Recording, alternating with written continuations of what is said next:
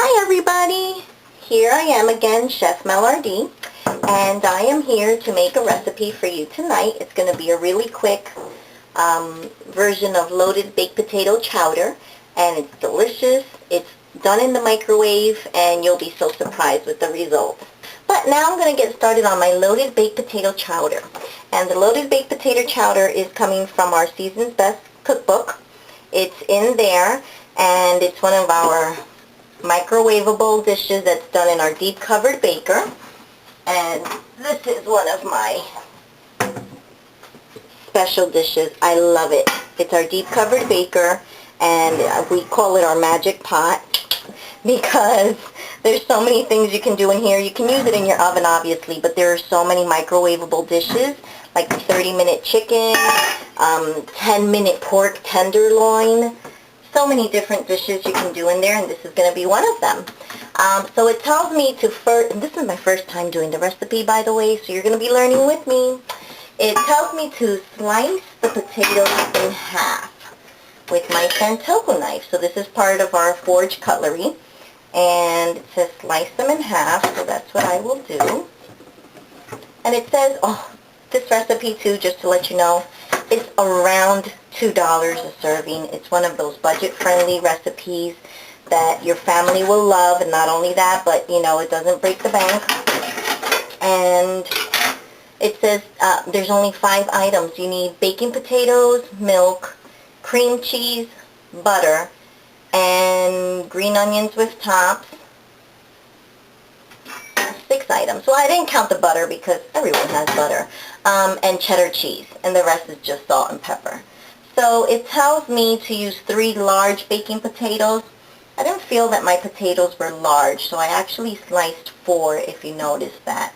And actually you may only need, well, I used the half of the 4th one because that's all that fits in there. So, boy, I tell you, Pampered Chef knows what they're doing when they talk. So it says to place that into the deep covered baker, and then it says to use half a cup of milk. So I'm going to use our handy tool here, our measuring cups, and I love it because you can measure. You don't have to have a whole stack of, you know, 4, 5, 6 different cups with different measurements. This is all in one. So as you see, it'll measure in cups, milliliters, it will measure in ounces, and in teaspoons, I believe that is, or tablespoons. Well, I use this one for my cups because there's a smaller one that I use for the others. So it tells me what, half a cup of milk. There we go. You just put the little dial on the half a cup mark, and you grab your milk. So we're going to pour that in there. And this has a nice silicone surrounding that, so as you notice, when I'm pouring the milk, it's not spilling down to the bottom. It really gives you a true measurement. So that's my half a cup. And pour that over here. And I like that it stands up. Wasn't that nice? Awesome. After you pour your half a cup of milk, you're going to microwave it on high for 11 minutes, and you're going to cover it. So, cover that. Come on over to the microwave. While that's being done, we're going to whisk some cream cheese in our classic batter bowl. This is our classic batter bowl, and it comes with a lid that even covers this little lip here.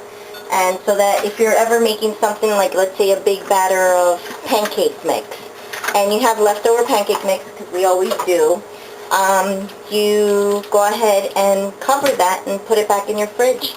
And it's nice and pretty. It's a glass bowl, so you get to remember and see what's going on inside your bowl. So I'm putting the cream cheese in there, and we're going to whisk it. I'm going to grab my whisk. This is my stainless steel whisk. Slowly add the remaining 3 cups of milk. So let's get this a little bit loosened up.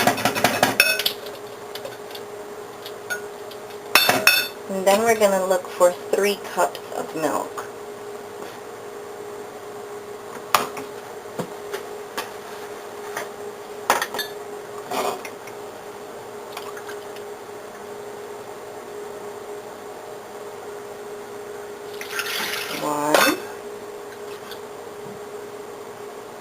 2,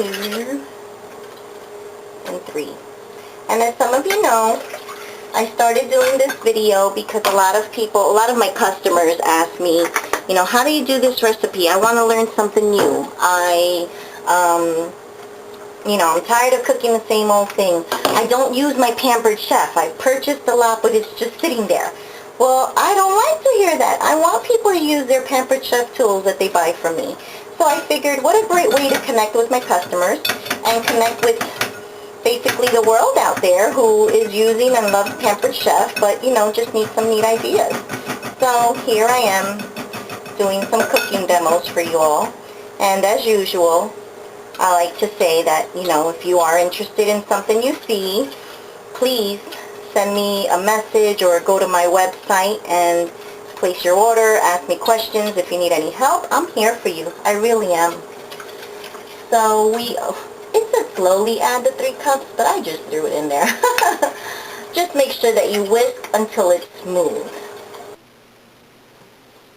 So I paused the video for a little bit because there's a little bit of waiting time around while you're waiting for that to microwave for 11 minutes. And now it says to move the potatoes around. So I'm using my tongs here, my chef tongs. And, ooh, those are nice and tender. I'm just going to move them around. Move the ones that are in the center to the outer side. And vice versa. So let's get that in there. Okay. And that milk is boiling. It got the tenders all nice and... The tenders. It has the potatoes all nice and tender. Look at this, guys. Hold it down and it locks. Turn it upside down and it opens. So it's a one-handed, ooh, I can't talk today, one-handed chef tongs. So it's a one-handed chef tongue. Pretty neat. So now I'm going to cover this again and stick it back in the microwave, just like it tells us to, for another 8 to 11 minutes.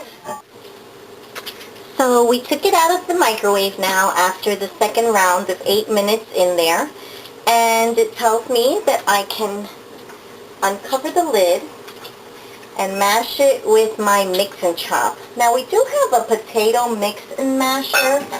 I don't know why it's telling me to use the mix and chop, but I'm going to listen to them because they know best. I'm guessing that with the mix and masher you usually cut your potatoes into 4s, so it's a little softer to mash. And the head on that is a little bit more delicate. This is a mix and chopper that we love to use for like ground beef, and basically you get the work done much quicker. You get to crumble up your ground beef because it's like using 5 spatulas in one or 5 forks in one. So it's telling me to use this to mash up coarsely these potatoes, so we don't want it to be super fine like mashed potatoes would be. And I am mashing that up, and I don't know if you hear the sizzling in the background, but I decided to do a last-minute optional topping, which is some bacon crumbled on top of our loaded baked potato chowder. So I am frying up a little bacon. And let's see how that's going. Make sure it's not burning on us. Pretty hot.